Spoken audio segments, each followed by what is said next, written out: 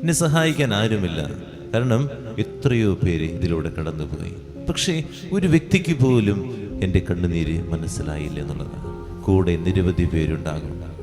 യഥാർത്ഥമായി നെഞ്ചു പൊട്ടിക്കരയുന്ന സമയത്ത് ഒരാൾക്കും നമ്മുടെ കണ്ണുനീര് ആ വികാരത്തോടെ മനസ്സിലാക്കാത്ത ഒരു സമയമുണ്ടാകും.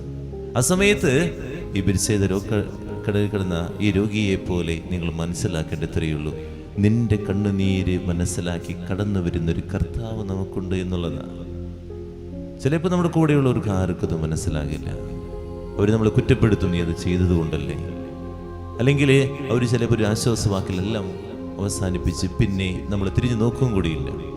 നമ്മൾ കൂടെ ഉണ്ടാകുമെന്ന് ചിന്തിച്ചവർ മനസ്സിലാക്കാത്തൊരു അവസരം ഉണ്ടാകും. ഇതൊക്കെ ഉണ്ടാകുമ്പോൾ ഈ രോഗികളായ വ്യക്തികളുടെ ഇടയിലൂടെ കർത്താവ് ഈ മകൻ്റെ കണ്ണുനീര് കണ്ടുകൊണ്ട് കടന്നു വന്നു എന്നുള്ളതാണ്.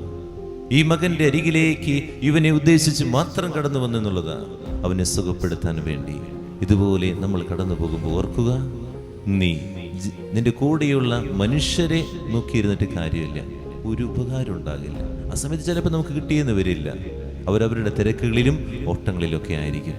നിന്റെ കർത്താവ് നിന്നെ അറിയുന്നു, നിന്നെ മനസ്സിലാക്കുന്നു, നിന്റെ അരികിലേക്ക് കടന്നു വരുമെന്നുള്ളത്. ആ കർത്താവ് മാത്രമേ ഉണ്ടാകുള്ളൂ നിനക്ക് ആ സമയത്ത് അവനെ അന്വേഷിച്ച് അവനെ സുഖപ്പെടുത്താൻ വേണ്ടി അവൻ്റെ അരികിലേക്ക് കർത്താവ് കടന്നു വന്നു എന്നുള്ളത്.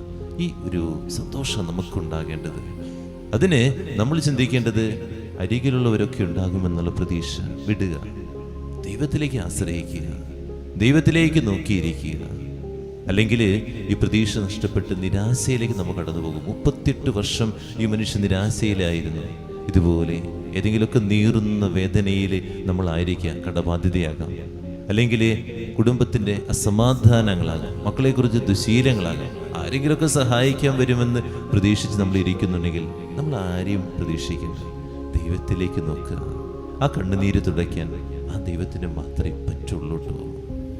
മനുഷ്യനെ നമ്മൾ കുറ്റപ്പെടുത്തേണ്ട ആവശ്യമൊന്നുമില്ല. അവനൊന്നും പറ്റില്ല, സാധിക്കില്ല. കാരണം മനസ്സിലാകില്ല അവന്. നിന്നെ യഥാർത്ഥത്തിൽ മനസ്സിലാകുന്നത് നിന്റെ ദൈവത്തിന് മാത്രമാണ്. ആ ദൈവത്തിലേക്ക് നോക്കി കരയാം, ആ ദൈവത്തിൻ്റെ അടുത്തിരുന്ന് കരയാം. ഇങ്ങനെ ബുദ്ധിമുട്ടുള്ള സമയങ്ങൾ നിരവധി ഉണ്ടാകും. ഒരിക്കലും നമ്മൾ മനസ്സിൽ ആത്മഹത്യ ചിന്തകൾ കൊണ്ടുവരരുത്.